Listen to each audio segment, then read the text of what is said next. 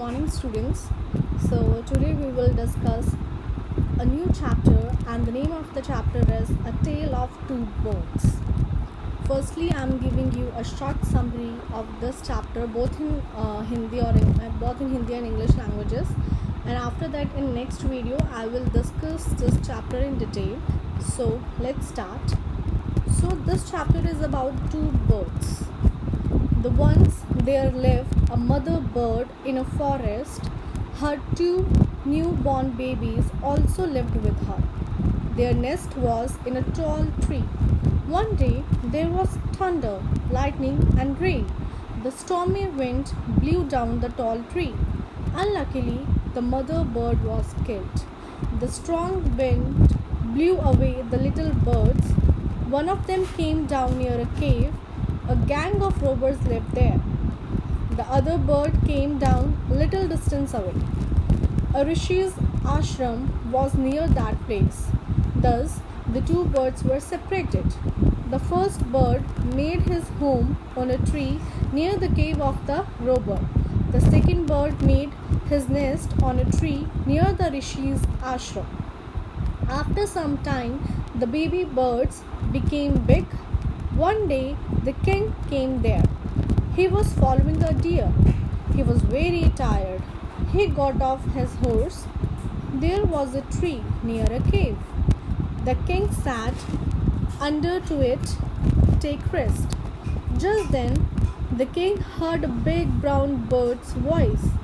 It was inviting some robbers to come and snatch the king's jewels and horse. The king got afraid. He got on his horse and rode away. Soon the king reached the Rishi ashram. He sat down in the shade of a tree there. He heard a big brown bird asking the king to take rest inside the ashram. The king was amazed. He said, "This one looks like the other bird outside the cave." The bird told the king that his brother had made friends with robbers and he talked like robbers. The rishi returned soon after. He invited the king to share his food. The king told the rishi about the different behavior of the two birds. The rishi told him that it was the result of their company. अब मैं आपको इसकी summary Hindi में बताती हूँ. एक समय किसी वन प्रदेश में एक मादा पक्षी रहती थी. ठीक है, फीमेल मादा मतलब जिसको हम कहते हैं. उसके दो नवजात शिशु भी उसके साथ रहते थे. उनका घोंसला एक ऊंचे वृक्ष में था. एक दिन बादल कड़कड़ाने लगे, बिजली कौंधने लगी और वर्षा होने लगी. तूफानी हवा में ऊंचे पेड़ को गिरा दिया. इतना तेज़ तूफान आया कि वो पेड़ जो था वो गिर गया. दुर्भाग्यवश क्या हुआ कि जो उनकी मदर थी, उन बच्चों की जो माँ थी, वो पक्षी वो मर गई. तेज आंधी छोटे पक्षियों को उड़ा ले गई. उनमें से एक किसी गुफा के नज़दीक जा गिरा. वहाँ लुटेरे का गिरोह रहता था, मतलब वहाँ पे लुटेरे रहते थे. जहाँ पे एक पक्षी जाके गिर गया और दूसरा पक्षी जो था कहीं और जाके दूसरी तरफ गिर पड़ा. उस स्थान के पास किसी ऋषि का आश्रम था. इस प्रकार दोनों पक्षी अलग हो गए. पहले पक्षी ने चोरों की गुफा के पास एक पेड़ पर अपना घर बनाया. दूसरे पक्षी ने ऋषि के आश्रम के पास एक पेड़ पर अपना घर बनाया. कुछ समय बाद छोटे पक्षी बड़े बन गए. एक दिन राजा वहां आ पहुंचा. किसी हिरण का पीछा कर रहा था. वह अत्यधिक थका हुआ था. वह अपने घोड़े से उतरा. वहां एक गुफा के पास एक वृक्ष था. राजा आराम करने के लिए उसके नीचे बैठ गया.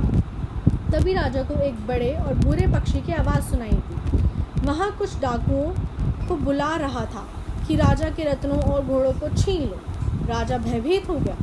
वह अपने घोड़े पर सवार होकर वहां से चलता बना. तुरंत ही राजा ऋषि के आश्रम में पहुंच गया. वहां एक और वृक्ष के नीचे वो बैठा, ताकि क्योंकि वो थक गया था, उसे छाया चाहिए थी. उसे एक बड़े तथा बुरे पक्षी की आवाज़ सुनाई दी और वो क्या कह रहा था कि राजा आश्रम के भीतर विश्राम कर ले. राजा हैरान हो गया. उसने कहा, यह उस दूसरे पक्षी की तरह दिखता है जो गुफा के बाहर था. उस पक्षी ने राजा को बताया कि उसके भाई ने लुटेरे के साथ मैत्री मतलब दोस्ती कर ली है. वह लुटेरे जैसी भाषा बोलता है. थोड़ी देर बाद ही ऋषि लौट आए. उन्होंने अपने साथ भोजन करने के लिए राजा को निमंत्रित किया, मतलब इनविटेशन दिया कि आप आओ और हमारे साथ खाना खाओ. राजा ने ऋषि को दोनों पक्षियों के अलग अलग आचरण के विषय में बताया कि जो जैसे जिसको संगति मिलती है उस पर वैसा ही प्रभाव पड़ता है।